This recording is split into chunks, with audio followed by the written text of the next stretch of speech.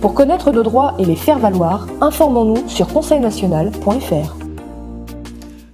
Le Panthéon à Paris est un lieu qui accueille les 83 personnes décédées les plus importantes de France. Marie Curie, Pierre Curie, Alexandre Dumas, Victor Hugo, Jean Moulin, Robert Badinter. Un vertueux boulevard de noms qui ont en commun d'avoir participé à la grandeur de la France ou de l'humanité.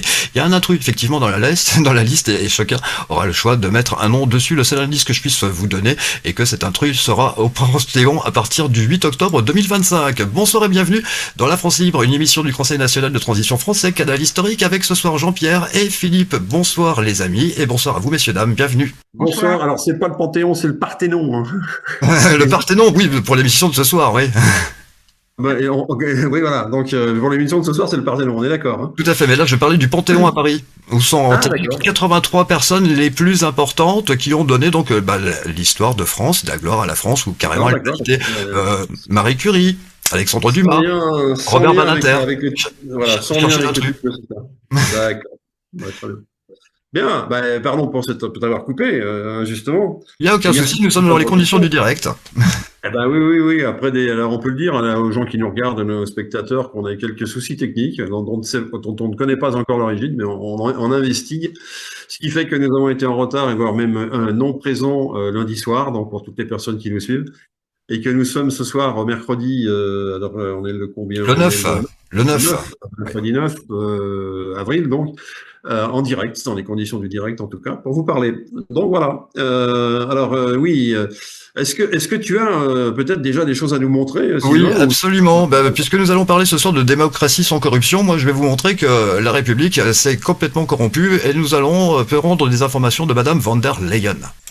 Philippe Béchat, qui a une chronique sur TV Liberté qui s'appelle Les Affranchis, nous a appris il y a quelques jours que l'Union européenne avait égaré 16 milliards d'euros collectés pour l'Union européenne. Alors, nous, les Français, on a déjà prévu d'en donner 3, mais là, on s'aperçoit qu'il y en a 16 qui ont disparu. Est-ce que vous avez quelque chose à me dire là-dessus? J'ai rien à dire là-dessus, parce que c'est... Non, mais comment ça peut arriver? Parce que c'est une mafia, l'Europe. C'est une mafia avec que des gens corrompus. Enfin, vous voulez nous dire qu'ils se sont tous servis dans les 16 milliards? Sont très probablement tous servis dans les 16. Oui. 16 milliards, ça disparaît pas comme ça, d'accord? Oui, donc il y en a bien quelques-uns qui s'en sont mis dans les poches. Or, a priori, qui est-ce qui peut s'en mettre dans les poches mieux que la Commission européenne?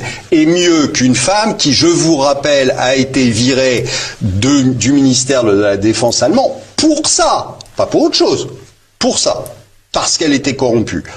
Donc je pense que, as usual, on continue le business comme avant.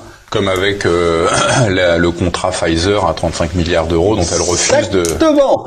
Les 35 milliards d'euros, ils sont pas non plus perdus pour tout le monde.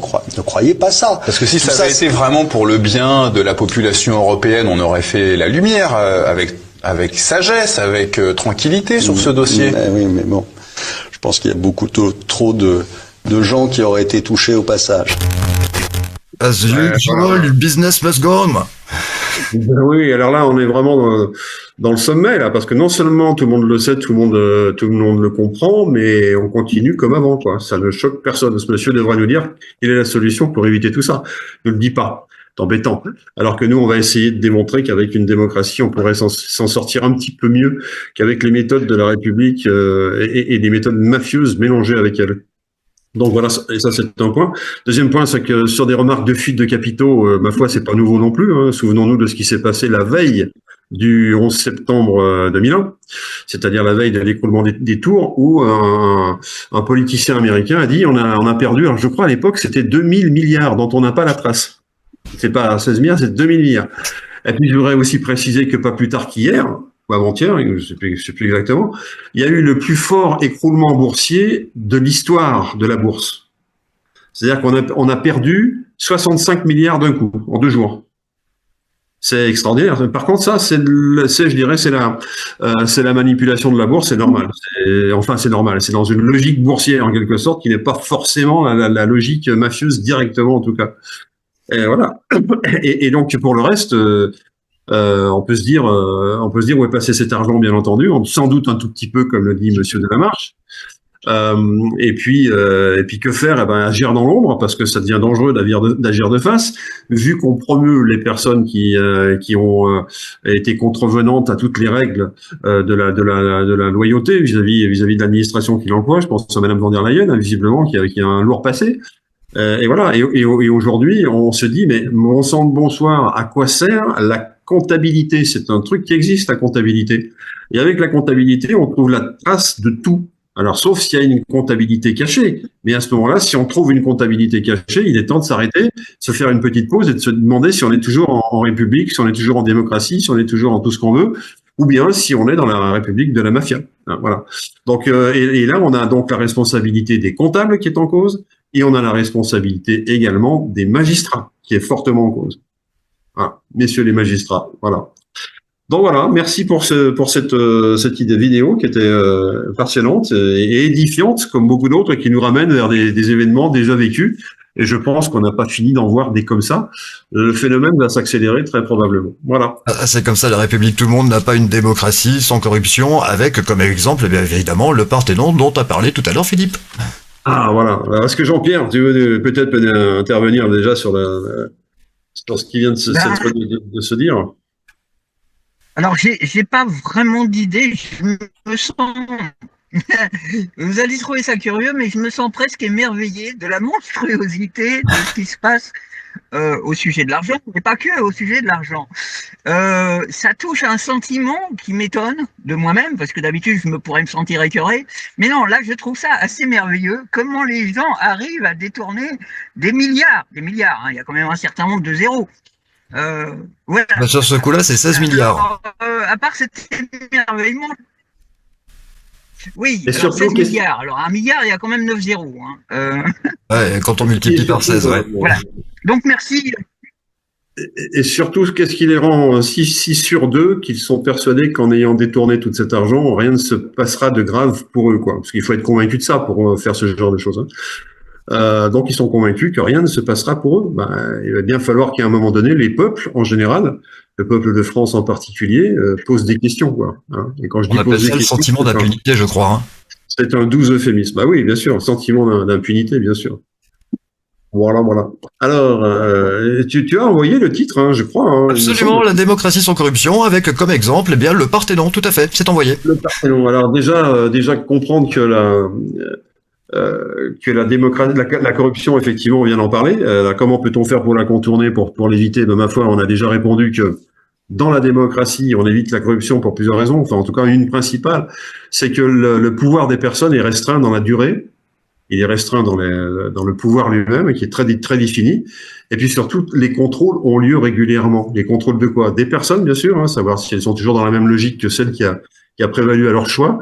Et puis savoir également comment dire, si elles n'ont pas fait d'exaction, hein, voilà, elles n'ont pas détourné d'argent. Et ça a été le début de l'anticorruption, sachant qu'évidemment avant la naissance de la démocratie en Grèce au 5e siècle avant Jésus-Christ, il y avait le règne des oligarques. Et le règne des oligarques, c'était entre autres choses une joyeuse corruption de part et d'autre pour obtenir des marchés, pour obtenir donc les deux dessous de table, etc. C'était le règne de la corruption, hein, tout simplement. Et ce sont les Athéniens eux-mêmes qui sont allés chercher des solutions politiques pour éviter tout ça.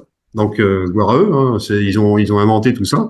Ils ont inventé ces sortes de pare-feux par lesquels il est question que ce soit les grandes quantités de personnes qui se gouvernent elles-mêmes plutôt qu'une petite quantité de personnes gouvernent la grande quantité de personnes. Donc, on va être très clair, les oligarques, c'est la petite quantité de personnes, et les démocrates, en tout cas ceux qui sont susceptibles d'être choisis dans le cadre de la démocratie, par tirage au sort et même par acceptation du système, tout simplement, ce sont les gens du peuple, incluant à l'époque les esclaves, qui pouvaient être non pas affranchis, c'était compliqué d'un point de vue technique, mais par contre libérés largement par leurs maîtres, en particulier les Athéniens, qui avaient décidé que tous les hommes sont égaux, comme dirait, hein, il a fallu attendre un petit peu de temps pour entendre ce genre de phrase, mais eux l'avaient déjà mis en application à cette époque-là.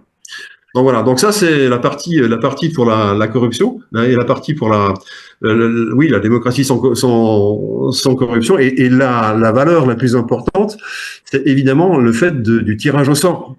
Par le tirage au sort, on laisse le sort, et le hasard, c'est un peu la même chose, à un moment donné équilibrer les choses. C'est de ça qu'il s'agit. Les mathématiciens connaissent ça très bien.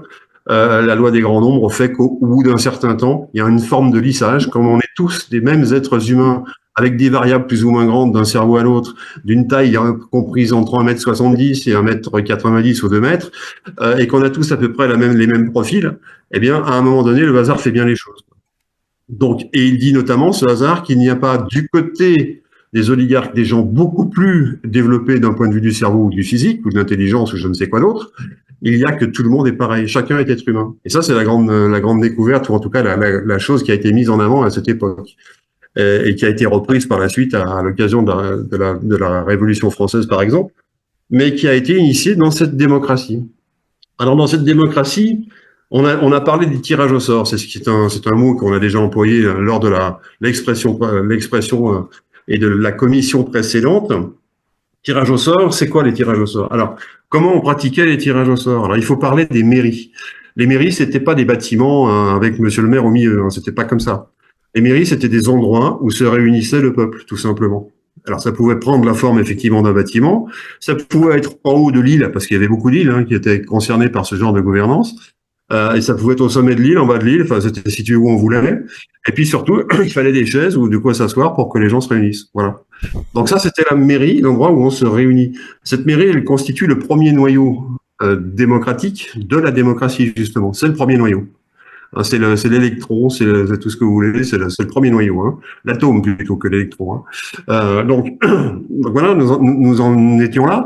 Et puis une fois qu'on est convenu entre les groupes de personnes que ces listes dont on va parler, qui sont les listes des gens capables de faire dans un projet politique et dans un projet économique, dans un projet social, tout ce qu'on veut, ou dans un projet même militaire, on peut aller plus loin, dans n'importe quel projet qui concerne l'ensemble des groupes humains, c'est-à-dire ce que l'on appelle les communs, les parties communes, et Dieu sait qu'il y en a beaucoup, mais dans ces parties communes, il faut pouvoir effectivement avoir des listes de personnes qui vont être, volontaires, et j'ai envie de dire très volontaires, sans vouloir faire le malin, mais entre être volontaire et être très volontaire, il y a une différence sémantique.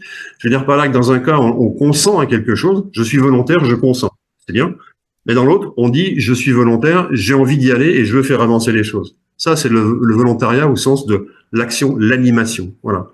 Et on veut des animateurs, on veut des gens d'action parce qu'il y a du travail à faire. En particulier en ce moment chez nous, on aura forcément des gens d'action qui viendront nous rejoindre dans un premier temps, et puis dans un deuxième temps, des gens qui sont pas forcément dans l'inaction, mais qui sont dans le wait and see, comme on dit en bon français, c'est-à-dire j'attends pour voir, quoi, et qui vont dire ah oui ça marche, ah oui c'est intéressant, ah oui je me représente moi-même, je participe à la croissance et au développement de la cité, donc j'y vais. Donc il faut mettre un élan au départ, et puis derrière il y aura, ça suivra, la vague suivra, comme on dit. Alors à cette époque-là, c'est ce qui s'est passé. Donc les mairies étaient chargées de recueillir, les propositions des citoyens qui avaient des propositions à faire. Évidemment, ça sert à quoi de prendre le pouvoir si on s'en sert pas? Donc ils prennent le pouvoir et ils veulent faire des choix, ils veulent construire des bateaux, ils veulent rétablir les ordres dans la marine et dans les armées. Enfin, il y a plein d'idées qui germent. On va pas en faire la liste, mais on va prendre un exemple effectivement qu'on a cité tout à l'heure. C'est tout simplement la réfection ou la reconstruction du Parthénon, ce bâtiment que tout le monde a en tête, qui est au-dessus de la ville d'Athènes, et qui était à cette époque-là en fort mauvais état, pour la simple raison que régulièrement il était même cassé, puisque c'était du bois. Ils étaient en bois, ces bâtiments-là, et ils étaient sujets évidemment à l'usure mécanique et bien sûr aux incendies. Donc il y a eu plusieurs fois des reconstructions du Parthénon, et donc à un moment donné, Monsieur Périclès, qui venait de rentrer dans le gouvernement justement, en tout cas qui avait été monté sur l'applica pour donner ses idées, en prononce une en disant ben voilà, je propose que nous construisions le Parthénon en pierre plutôt qu'en bois. Génial. Donc génial mais cher. Aujourd'hui, on dirait plusieurs milliards d'euros. Oui, d'euros. Plusieurs milliards d'euros, l'équivalent pour l'époque. Donc là, il y a eu d'abord l'évaluation du budget. Comment a-t-on évalué le budget? Ben justement, en allant chercher dans les listes des volontaires et des listes de gens capables dans un domaine donné. Donc il y avait des listes par domaine. On va chercher celles et ceux, enfin surtout ceux d'ailleurs, il faut être honnête, qui sont capables de chiffrer un tel projet. Donc il y a eu un chiffrement, premièrement. Et puis ensuite, il y a eu un dimensionnement. Et puis tout ça a été accepté par vote. C'est-à-dire qu'on n'a pas dit aux Athéniens, on va vous imposer le truc. Hein. Non, non, on a fait voter à 70%, je crois, de majorité. Ça a été voté en connaissance de cause. Et c'était quoi la cause? C'était l'argent, comme dirait l'autre, ça coûte cher. Et que quand on a en face de nous des Perses qui sont prêts à nous étrangler, à nous tomber sur le poil avec des bateaux rapides, ils en ont à peu près, allez, on va dire 4 fois ou 5 fois plus que nous, des bateaux, hein, plus que les Grecs. Hein. Eh bien, on se pose la question, est-ce que c'est majoritaire, est-ce que c'est essentiel de construire le Parthénon en pierre? C'est une bonne question. Hein. À l'époque, la réponse a été oui. Donc, comme quoi le peuple grec avait se faisait une certaine idée de la transcendance de ce qu'il avait mis en place, et que la transcendance, ça voulait dire passer à travers le temps, en l'occurrence, et que quoi de plus beau qu'un bâtiment comme le Parthénon pour passer à travers le temps, et pour montrer l'importance de ces initiatives à cette époque-là. Enfin, en tout cas, ça, c'est mon interprétation à moi, c'est ma perception des choses, mais je suis pas tout seul à le dire. Donc, il y a eu des votes en permanence pour dire, effectivement, ce Parthénon, eh bien, il va se construire, il c'est d'accord, on a voté, ok, d'accord, mais une fois qu'on a voté, il faut aussi faire partir les choses, c'est-à-dire qu'il faut qu'on désigne un maître d'ouvrage, qu'on désigne les personnes qui vont travailler dessus. Donc ça, on retourne dans les listes, les fameuses listes des gens spécialisés. Voilà, j'espère me faire comprendre, mais j'essaie de faire comprendre aux personnes qui nous écoutent comment mécaniquement cette démocratie se développait, comment elle se mettait en œuvre à partir d'un projet qui était annoncé, qui était refusé ou accepté, et quand il était accepté, on se donnait les moyens de le réaliser, et une fois qu'on avait les moyens de la réalisation expliqués à l'APNICA, qui est l'endroit où on s'explique, eh bien, une fois qu'on a tout ça, eh bien, le monsieur ou la dame qui sont à l'origine de cette proposition sont chargés de la mener à bien par eux-mêmes. Et ils seront contrôlés tous les 36 jours. Contrôlés, ça veut dire qu'il y aura à la fois un contrôle de la personne, comme je le disais tout à l'heure, et à la fois un contrôle financier sur l'avancement des travaux. Hors de question qu'il y ait 16 milliards qui disparaissent comme ça d'une poche pour aller dans une autre. Vous voyez ce que je veux dire? Donc, toutes les armes anticorruption étaient mises en place, que ce soit par le tirage au sort, que ce soit par la réduction du temps de la mission, et que ce soit par les contrôles systématiques. Donc, il y a un triple verrouillage qui empêche la corruption de rentrer. Alors, comment les oligarques, qui étaient eux-mêmes victimes en quelque sorte de cette démocratie, puisque, disons-le clairement, ils ont perdu une grande partie de leurs prérogatives, ils s'en sont aperçus au fil du temps, mais ils ont mis pas trop de temps pour s'en rendre compte. Et ce que voyant, ils se sont dit, mais la seule solution, c'est d'accuser toutes ces personnes qui ont mis en place quelque chose d'aussi énorme, car c'était énorme, la refabrication du Parthénon, qui a duré entre-temps, soit dit en passant, 8 ans, autour des années 450 avant Jésus-Christ, pour être à peu près cadré, ça a duré 8 ans. Et donc cette entreprise, car c'en était une entreprise nationale, comme on dirait aujourd'hui le TGV en France ou la fusée Ariane, c'était des grands travaux. Bon voilà, c'était un peu les grands travaux de l'époque, c'était ce Parthénon. Donc comment faire pour les oligarques pour critiquer tout ça, pour essayer de le contrer, pour essayer de montrer que ce qui était passé entre les mains des démocrates, c'est-à-dire des gens du peuple, ne pouvait qu'être déliquescence, ne pouvait qu'être mauvaise chose, etc. Donc il y a eu une bagarre là-dedans. Donc la bagarre, elle a été très simple. Elle s'est menée directement aux tribunaux. C'est-à-dire que malgré tous les moyens de contrôle que je viens d'évoquer au niveau de la sécurité et de l'anticorruption, en quelque sorte, eh bien, les oligarques, qu'est-ce qu'ils ont fait? Ils ont envoyé des tirs de barrage, c'est-à-dire des accusations permanentes, pour faire en sorte de mettre devant les tribunaux les gens qui avaient reçu la responsabilité de bâtir le Parthénon. En l'occurrence, M. Périclès, qui a passé une partie de son temps devant les tribunaux et qui était dégoûté, puisque les oligarques ont été déboutés dans la mesure où leurs accusations étaient fausses, où il s'est révélé que les comptes étaient justes, contrairement à ce qu'ils prétendaient, et que personne n'était parti avec le trésor de Délos. Je fais une parenthèse sur le trésor de Délos. Le trésor de Délos, à cette époque-là, c'était une île, c'est toujours une île, Délos, dans laquelle il y avait le trésor des Athéniens. Bon, voilà. Et qui historiquement était là depuis des années, et compte tenu de la taille du projet avec le Parthénon, il a été jugé plus propice, plus intelligent, sécuritaire, de déplacer ce trésor à Athènes. Et ce déplacement a fait l'objet de critiques virulentes de la part des oligarques qui ont dit, mais attendez, ils s'en sont mis plein les poches. Sauf que là, c'était pas vrai. Dans ce sens-là, c'est pas vrai, quoi. Quand ce sont les oligarques qui accusent le peuple, ça marche pas. Par contre, quand c'est les peuples qui observent et qui disent, bah tiens, effectivement, il y a des 16 milliards qui sont partis par là, 60 par là, etc. Oui, ça marche là. Mais pour l'instant, on n'a pas encore suffisamment de structures dans le sens de nos intérêts qui fonctionnent pour pouvoir réagir. Mais ça viendra forcément parce que je pense, et je suis pas tout seul, que la colère des peuples, à un moment ou à un autre, lorsqu'elle déborde, eh bien, elle peut être efficace. Hein, voilà. Même si on n'a absolument pas besoin de la mettre en œuvre, de pousser les gens dans le dos, quand il y en a trop, il y en a trop, comme on dit, quand le vase est plein. Voilà. Alors, ce qui s'est passé au temps de ce Parthénon, de la construction de ce Parthénon, c'est ça. C'est-à-dire qu'on a mis en évidence le fait que non seulement la démocratie, ça fonctionnait, mais qu'en plus, elle était véritablement fabriquée pour lutter contre toute forme de corruption. Et ça, c'est la mort de l'oligarchie. C'est bien la raison pour laquelle les oligarques ont été vent debout du début jusqu'à la fin contre la démocratie, puisqu'elle démontrait plusieurs choses. La première d'entre elles, c'est que on pourrait faire par le peuple beaucoup mieux techniquement, esthétiquement, commercialement, enfin sur plusieurs sujets, bien mieux avec la pensée collective d'un peuple qu'avec quelques dizaines de personnes qui se disaient soi-disant au-dessus du lot et qui baignaient dans une sorte de routine, qui se trouvaient très, très malins, très forts, très intelligents les uns les autres, et qui critiquaient la démocratie en disant, la démocratie, c'est pas bien parce que c'est le gouvernement c'est le totalitarisme de la majorité. Voilà, on entendait des bêtises de ce genre-là. Ah oui, forcément, c'est le totalitarisme de la majorité. Et nous, ce qu'on veut, nous les démocrates, ce que nous voulons, c'est que cette majorité, effectivement, soit au bénéfice, plutôt que la minorité des gens qui dirigent la majorité, qui serait la seule à être au bénéfice. Non, c'est pas normal. Donc, à un moment donné, il y a des concessions à faire. Et ce qui est remarquable également, et c'est bien de le redire ici, c'est que les démocrates ne se sont jamais livrés à une chasse aux sorcières vis-à-vis des oligarques. Jamais, jamais. À aucun moment. Et les oligarques étaient invités sur les bancs de l'APNICA pour participer au vote, bien évidemment. Et souvent, ils avaient des choses à dire.